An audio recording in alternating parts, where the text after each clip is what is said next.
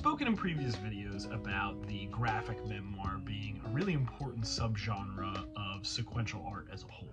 The visual components of a graphic memoir breathe new life into the experiences of the people who are writing about their lives. And it can create a level of verisimilitude and emotional truth that goes beyond just the written word. The kind of emotional truth that can only be brought to life through the pen of a great comic artist. One of my favorite recent works in the graphic memoir genre is Monstrous, a transracial adoption story by Sarah Myer. Recently nominated for an Eisner Award, Myers' graphic novel explores their childhood as a Korean adoptee in rural Maryland, struggling to understand their racial and gender identity in an environment where they don't see themselves represented at all. The story pulls no punches as it portrays the bullying that Myers experienced as a child. There's a raw honesty to the emotional ups and downs of a teenager that Myers explores in this text, making it one of the best looks at being a young adult that I've ever read. And Myers' personal journey as they become more and more interested in pursuing a career in art, as well as finding their place in the world through their love of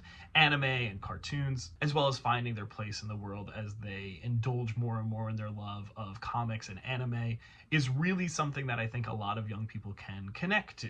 Since adding this book to my classroom library, I've had numerous students who have borrowed it, and it's been a consistent hit with all of them. Many of them really relate to Myers' journey of self-discovery of their own gender identity, as well as the way they found community in the anime fandom and in the world of art. It's through Myers' emotional truths that the reader connects with their experiences, making this a very powerful and moving graphic memoir. I also think Monstrous is a terrific way to introduce students to the concepts of a graphic memoir, especially if you want them to create a graphic memoir of their own. I often find that when young people are asked to tell a story about themselves, they think that there is no story to tell.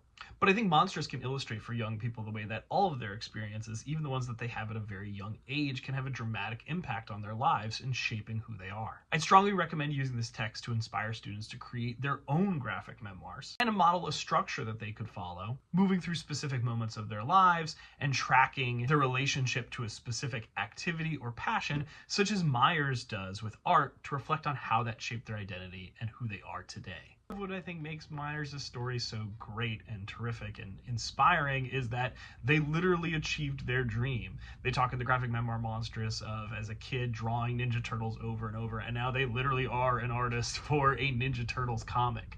I think that's so cool, and I think that is so inspiring for so many students. I think it's also important that when we give students narratives about people who struggled with their racial identity or their gender identity, to show them that it isn't always something that is going to be an endless painful struggle, that you can achieve your dreams, that the popular adage of "it gets better" that is often shared to our LGBTQ+ youth is true. I would highly recommend adding Monstrous to a class library or a curriculum of your choice.